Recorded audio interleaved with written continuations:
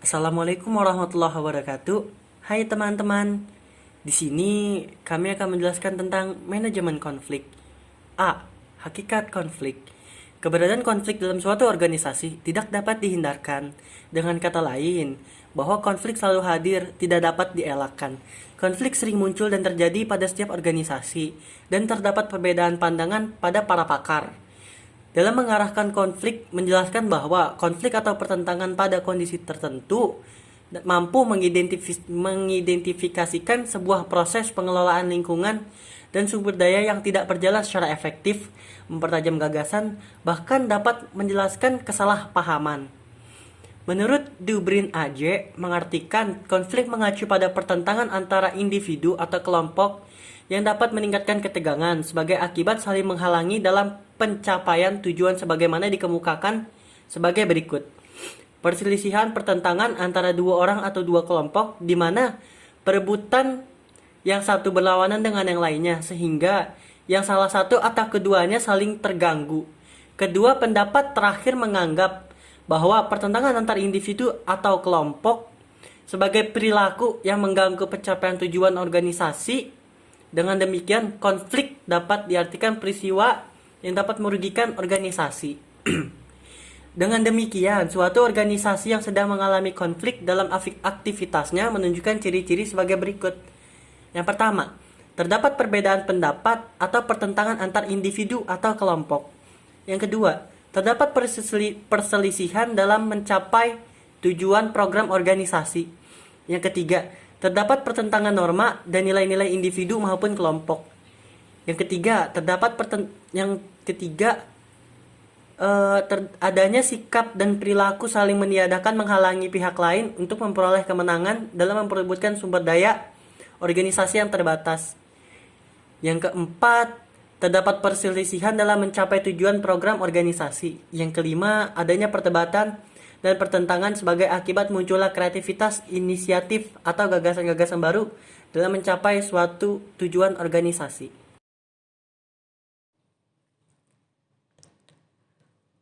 B. Proses terjadinya konflik. Konflik tidak terjadi secara mendadak tanpa sebab dan proses, akan tetapi melalui tahapan-tahapan tertentu. Hendrik mengidentifikasikan proses terjadinya konflik menjadi 3 tahap. Tahap yang pertama yaitu peristiwa sehari-hari. Tahap yang kedua adanya tantangan, sedangkan tahap yang ketiga yaitu timbulnya pertentangan. Peristiwa sehari-hari ditandai adanya individu merasa tidak puas dan jengkel terhadap lingkungan kerja. Perasaan tidak puas kadang-kadang berlalu begitu saja dan muncul kembali saat individu merasa adanya gangguan. Pada tahap kedua, apabila terjadi masalah, individu saling mempertahankan pendapat dan menyalahkan pihak lain. Kepentingan individu maupun kelompok lebih menonjol daripada kepentingan organisasi. Pertentangan merupakan proses terjadinya konflik tahap ketiga. Pada tahap ini, masing-masing individu atau kelompok bertujuan untuk menang dan mengalahkan kelompok lain. Model proses konflik dari Kenneth Thomas. Konflik merupakan suatu kejadian yang didahului oleh suatu tahapan peristiwa dan antara dua fase dengan fase berikutnya saling berkaitan. Gambaran di atas terlihat bahwa episode konflik digerakkan oleh perasaan frustasi dari suatu kelompok karena aksi pihak lain. Misalnya penolakan permintaan, pertentangan, atau penghinaan, sehingga masing-masing kelompok menyadari adanya konflik dan memasuki tahap konseptualisasi, dan prosesnya terjadi secara subjektif. Thomas menjelaskan bahwa mempelajari tentang motif dari tingkah laku, individu atau kelompok merupakan persoalan yang kompleks, dan pada dasarnya merupakan keinginan untuk memuaskan pihak lain dan untuk memuaskan diri sendiri. Selanjutnya, tinggi atau rendahnya konflik bergantung pada prasangka, keinginan untuk menyelesaikan persoalan tingkat masing-masing kelompok. Sedangkan hasil merupakan proses terakhir dari tahapan konflik berupa frustasi, sikap permusuhan, motivasi kerja, ataupun produktivitas kerja.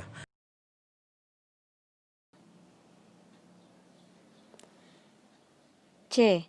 Eksistensi konflik. Konflik merupakan peristiwa yang tidak dapat dihindarkan dalam kehidupan organisasi. Bahkan, konflik selalu hadir dalam setiap hubungan kerjasama antar individu, kelompok, maupun organisasi. Konflik selalu melibatkan orang, pihak, atau kelompok orang, menyangkut masalah yang menjadi inti, mempunyai proses perkembangan, dan ada kondisi yang menjadi latar belakang, sebab-sebab, dan memicunya. Aldach, R.J., dan Stearns menampilkan perbedaan pendekatan tradisional dan pendekatan kontemporer tentang konflik dalam organisasi pada tabel berikut. Perbedaan pandangan tradisional dan kontemporer tentang konflik organisasi. Konflik dari sudut pandang tradisional. Pertama, konflik adalah hal buruk dan harus dihilangkan atau dikurangi. Kedua, konflik tidak perlu terjadi. Ketiga, konflik berasal dari kesalahan komunikasi, kurangnya saling pengertian, kepercayaan, dan keterbukaan antara grup atau kelompok. Keempat, manusia itu pada dasarnya baik, benar, kooperatif, dan menyenangi kebaikan. Konflik dari sudut pandang kontemporer. Pertama, konflik adalah hal baik dan harus didorong. Konflik juga harus diatur, oleh karena itu, konflik dapat ditangani. Kedua, konflik pasti terjadi. Ketiga, konflik berasal dari perjuangan untuk mendapatkan penghargaan yang terbatas, persaingan, dan tekanan potensial. Tekanan potensial untuk sebuah tujuan merupakan kondisi yang biasa terjadi dalam sebuah organisasi. Keempat, pada dasarnya manusia tidak selalu jelek, akan tetapi perlu diarahkan agar berprestasi dan mau bersaing.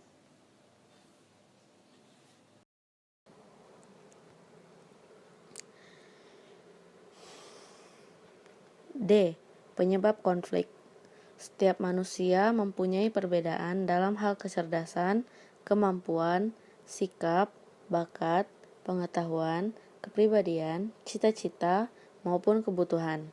Perbedaan-perbedaan yang melekat pada diri dapat dimanfaatkan sebagai sumber belajar. Akan tetapi, perbedaan dapat menimbulkan pertentangan di antara individu. Perbedaan individu harus diarahkan dan dikelola secara baik agar dapat mendorong perkembangan individu maupun kelompok. Organisasi sebagai kumpulan individu dapat terlepas dari persoalan konflik dalam mencapai tujuan. Karena itu, agar konflik dapat berdampak positif bagi kelangsungan organisasi harus dikelola secara baik dengan mengetahui faktor-faktor yang menjadi penyebabnya.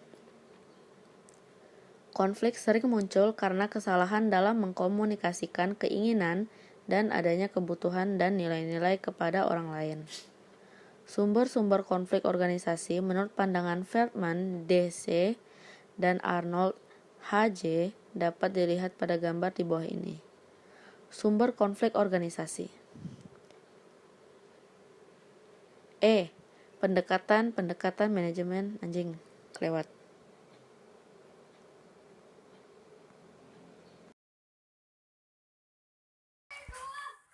Pendekatan manajemen konflik.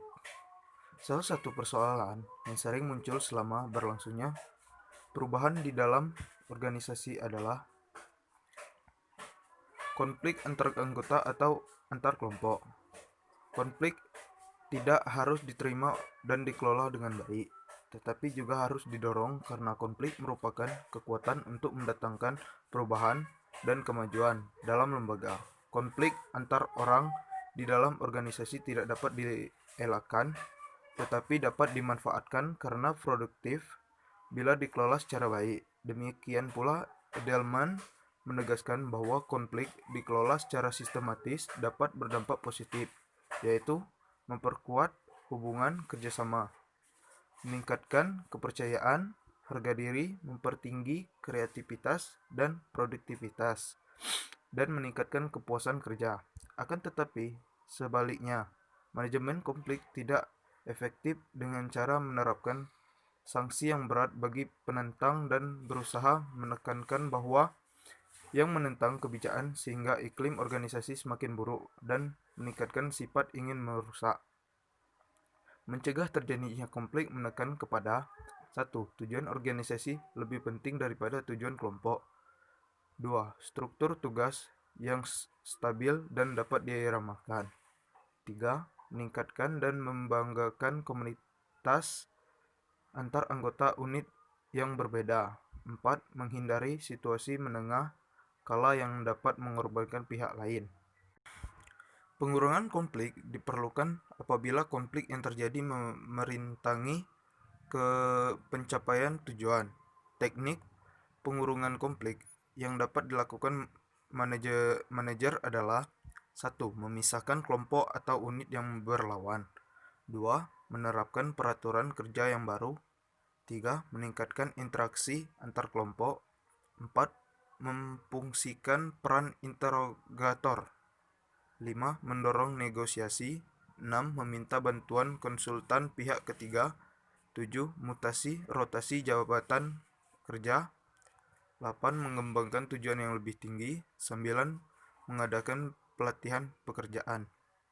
Sedangkan stimulasi konflik dilakukan dengan cara: 1. Meningkatkan kompetisi dan peluang konflik. 2. Menumbuhkan ketidakpastian antar kelompok. 3. Memperbarui sistem perjanjian.